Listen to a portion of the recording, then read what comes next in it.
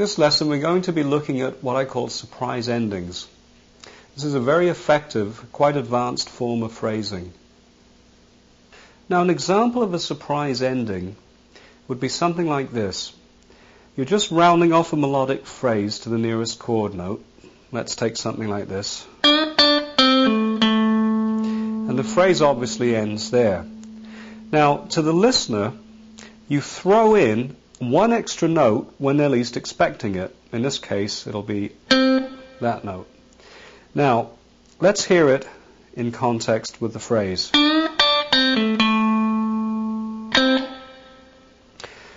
In order for it to really be a surprise, you have to hold the last phrase, and when the listener or the audience think you've finished your phrase, you trick them with this extra little note.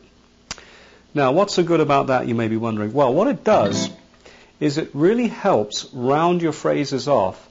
So, unlike where you simply stop and wonder where to go to next, you've got a set of other notes to continue along.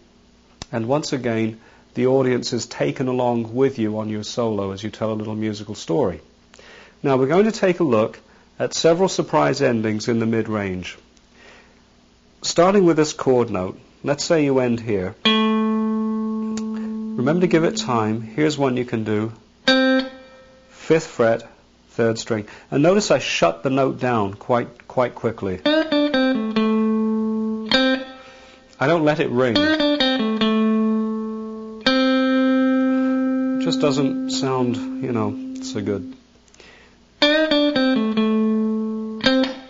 So I'm muting it with my right hand.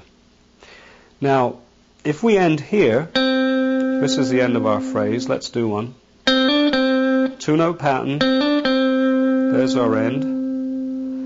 We can hammer on the 7th fret, 3rd string, and do a slide. Best if I show you first. And one more time. Now, you may want to notice that after the chord note, I hammer on, I slide, but as I go down the neck, my right hand shuts the string down. That is, I mute the 3rd string to avoid any notes like... Because if I don't shut the note down, my finger will produce a tone that we don't want somewhere down here, which of course may be right out of the scale. So we've got... And going to here, just to jog your memory.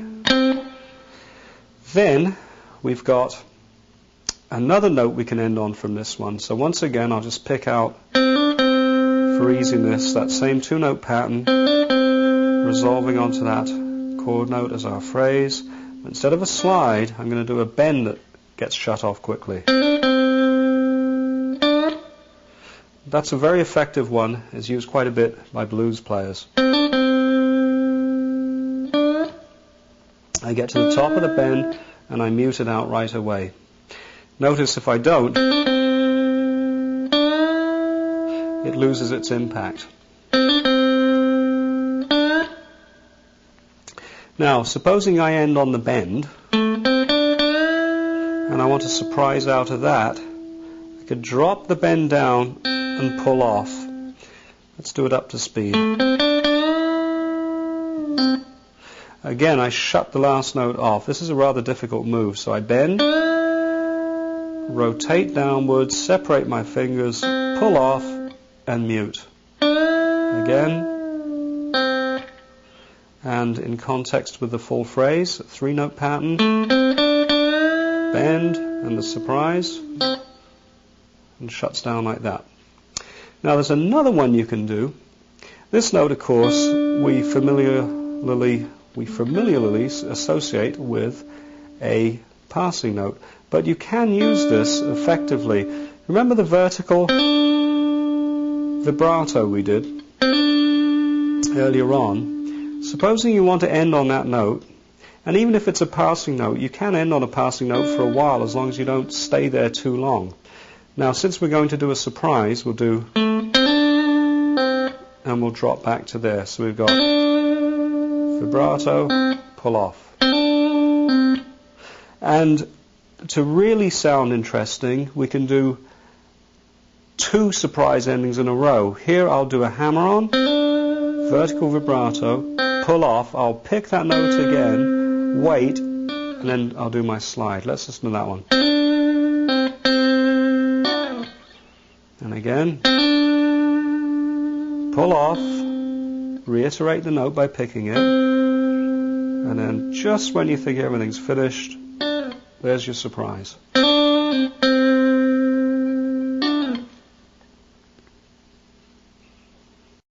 Now I'm going to play these surprise endings with a blues backing track.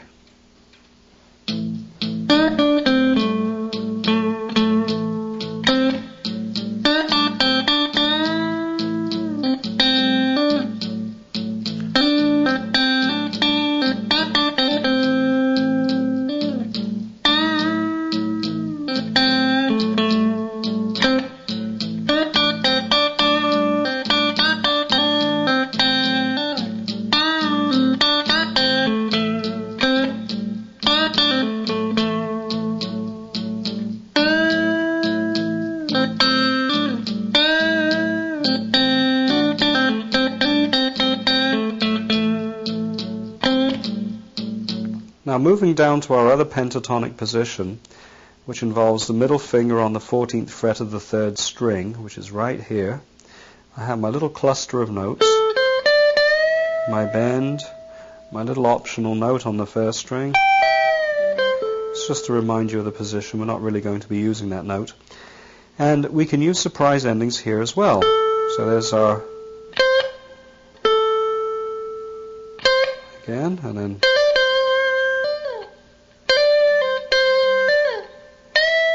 I just ran through them quickly without too much pausing at the end of them.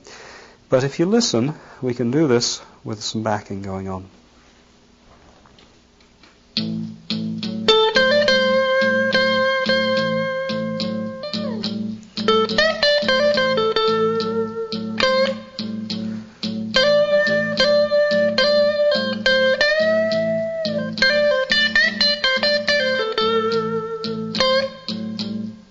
I'm now in the high pentatonic position on the 1st string at the 17th fret.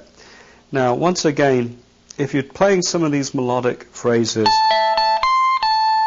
you can also throw in some surprise endings. That kind of thing, like. Basically, I'm hitting the 17th fret, and then the 20th with a little slide off, and again a muted slide. So I'm doing things like, or I'd like to demonstrate playing now in all positions using some surprise endings.